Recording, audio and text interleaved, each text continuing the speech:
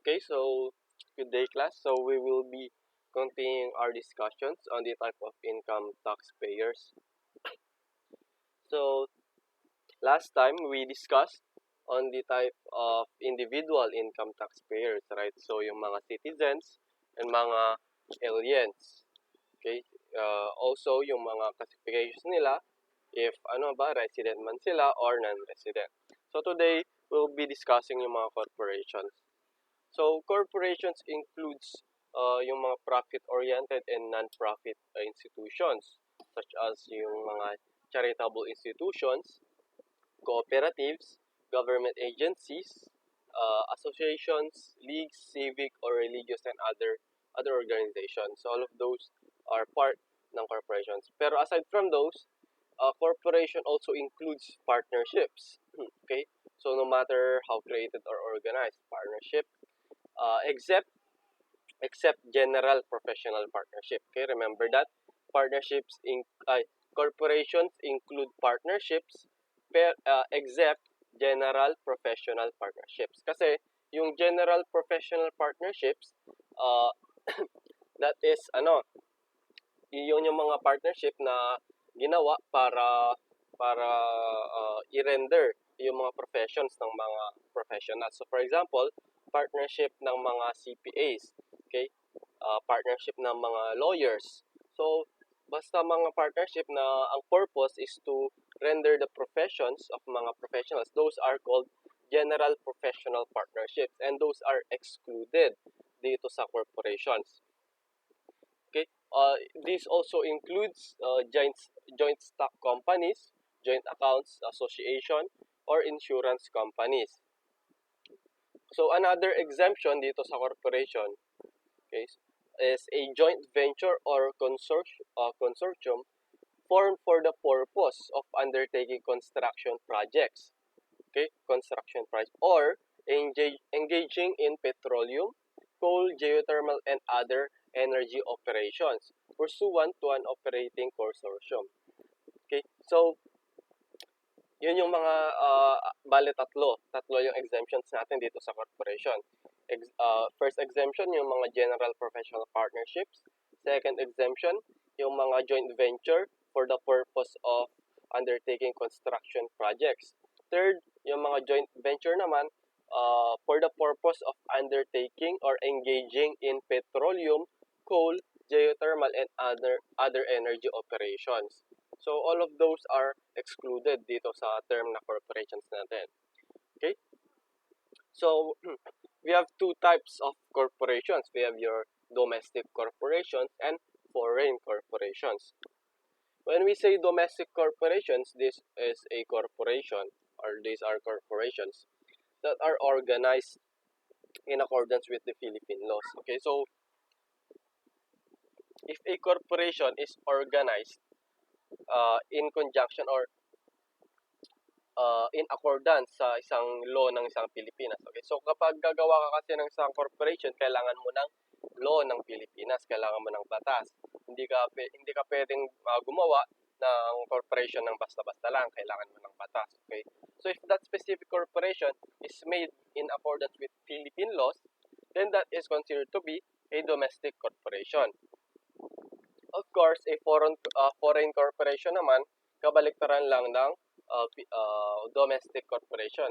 So these are corporations which are organized under a foreign law. Okay, so kung ang isang corporation ay na-organized organized in conjunction with a foreign law naman, hindi a Philippine law, then that is now a foreign corporation. So we have two types of foreign corporations. We have your resident foreign corporation and non-resident foreign corporation. So a resident foreign corporation or RFC, this is a foreign corporation which operates and conducts business in the Philippines through a permanent establishment, i.e. a branch. Okay, so kung merong isang corporation, okay, corporation na merong branch, isang foreign corporation na merong branch dito sa Pilipinas, that is a resident foreign corporation. Okay, so that is a corporation na nagawa under a foreign law, but is operating under sa Philippines through a branch, okay, through a permanent establishment or a branch. The next one is a non-resident foreign corporation. So this is a foreign corporation which does not operate or conduct business in the Philippines. Okay, so yun yung mga nasa yung mga corporations na talagang nasa labas na to, nasa labas na ng Pilipinas. Okay, so we have a note here. So take note that a corporation that incorporates in the Philippines is a domestic corporation under the incorporation test, even if the same is controlled by foreigners. Okay, so if a corporation is controlled by foreigners, as long as that specific corporation is organized under sa Philippine laws, okay, or is incorporated dito sa Philippines, that is still a domestic corporation. So another note, foreign corporation that transacts business with residents through a resident branch is taxable on such transactions as a resident foreign corporation through its branch. Okay, so if yun nga, kung meron tayong isang foreign corporation tapos nag-establish siya ng branch dito sa Pilipinas, that specific branch is a resident foreign corporation. So if customers buy or rent or inquire services from the branch, okay, so yung mga income na mare-receive ng branch, that is taxable as a resident foreign corporation. Pero if the customers transact directly to the main branch, okay, so hindi na sila bibili sa branch, magbibili na sila sa mismong main corporation sa outside the Philippines. Okay, so pwedeng through importation. So if that is the case, that income na ma-generate nila, that is taxable as a non-resident foreign corporation. Okay, so kung ang customer magtra-transact sa branch, matitreat siya as a resident foreign corporation. Pero kung ang mga customers magtra-transact directly sa main corporation, that is considered to be a under sa non-resident foreign corporation. Okay?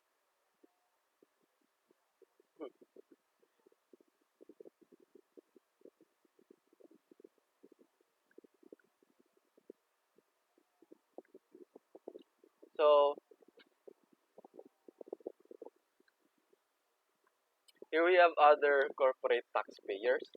So as I mentioned earlier, corporations include partnerships, right? So a partnership is a business organized or owned by two or more persons who contribute their industry or resources to a common fund for the purpose of dividing the profits from the venture. Okay, so this is a business which have two or more owners.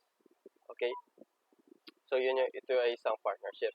So here we have the two main types of partnership. We have the GPP or the General Professional Partnership and the Business Partnership. So a GPP, this is a partnership formed for the exercise of a common profession. All partners must belong to the same profession. Okay, so sabi ko nga kanina, ang GPP or a General Professional Partnership, this is a partnership that is organized para magawa or ma-exercise nila yung mga professions nila. So, as I said, examples include partnerships for the purpose of exercising the professions of the CPAs, partnerships formed for the purpose of exercising the professions of lawyers, doctors, and others. Okay, so all of those are GPPs. So a GBP, this is not treated as a corporation. Sabi ko kanina, this is exempt, and it is not a taxable entity. Okay, so this is exempt from income tax. So hindi ito magbabayad ng income tax. Pero ang matatax or ang magbabayad ng tax ay yung mismong partners in their individual capacity. Okay, so kung ano man yung mare-receive ng mga partners from the General Professional Partnership, that is treated as income of the partners. and that income of the partners is taxable to the partners individually and not to the partnership. Okay, so hindi yung partnership ang mismong matatax, kundi ang mga partners. Okay? So the next type of partnership are business partnerships, which are formed for profit.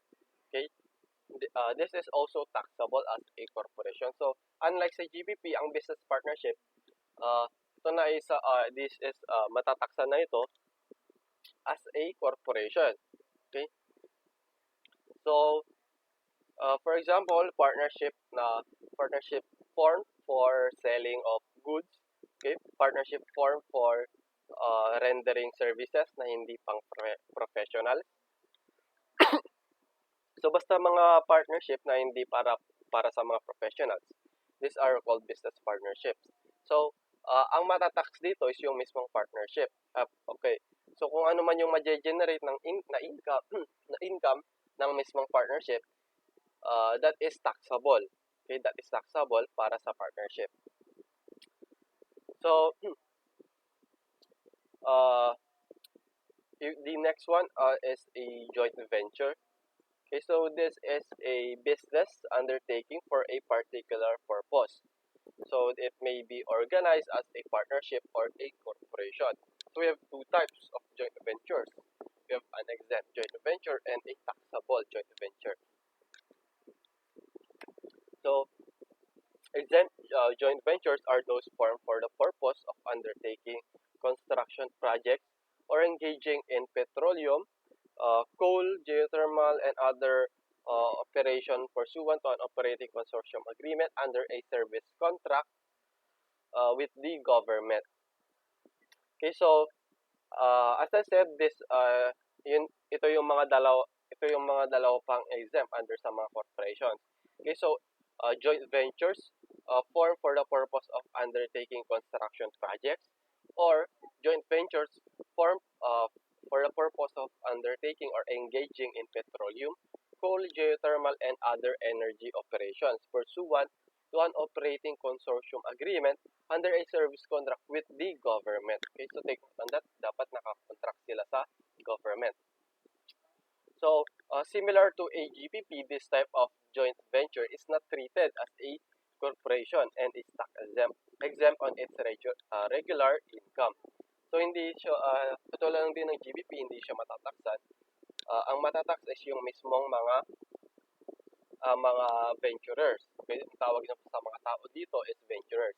So, the venturers are taxable to the share, the net income of the joint venture. Okay, so katulad lang din ng GPP, yung income ng GBP is madidivide sa mga partners or mga venturers. So that share in the income is taxable to the partners and ventures separately, and not to the GBP or the joint venture. So that is in regards to the exempt joint ventures. So so the other one is taxable joint venture. So these are all other joint ventures other than those mentioned na exempt. So any other joint venture aside from those formed for the purpose of construction and petroleum, coal, and geothermal, and others, so all of these are taxable and should be taxable or taxed like a corporation. Katulad lang din ng business partnership ang taxable joint venture. So the next one are co-ownerships.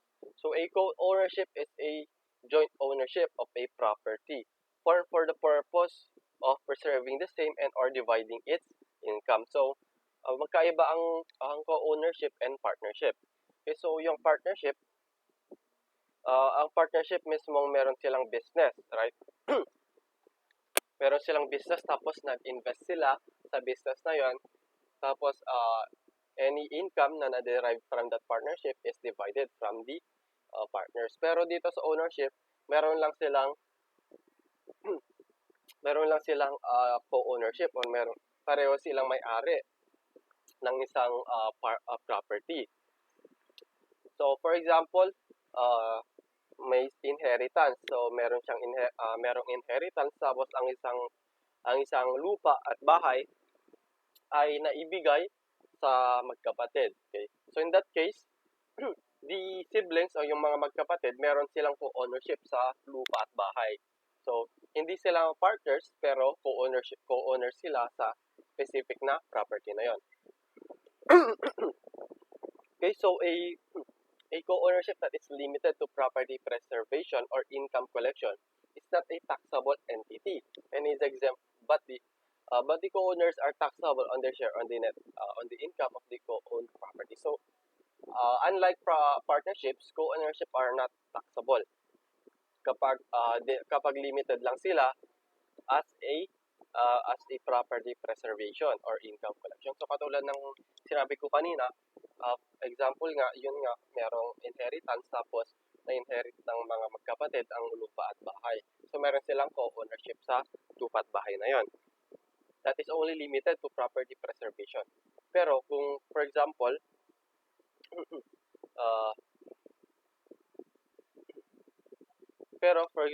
if that's yung lupa at bahay na yon is pinarentahan nila, okay? So yung income na yon, that is only limited to income collection, right? Wala naman silang ginagawa na pinarentahan lang nila yung bahay at lupa tapos kino-collect lang nila yung income. So that is a income collection only. So that is not taxable. Pero, example, if that specific income from the rent, yung income na na-derive nila from the rent is re-invest nila sa isang business, right? Kapag re-invest nila ang mga income sa isang business na nagpro-produce ng income, that is considered to be taxable. So, if they reinvest the income of the co-owned property to other income-producing properties or ventures, it is considered to be taxable. Okay, so this is in conjunction sa income ng co-owned property. So kung yung income ng co-owned property is re-invest nila, it is considered to be taxable. Okay, this is taxable like a corporation. Okay, so hindi naman frequent na lalabas yan. So, okay, so I guess that will end our discussion for today. So, next meeting, dito na tayo sa general rules of income taxation. Okay, so, once again, thank you for listening, class. So, yun lang muna for today. Goodbye.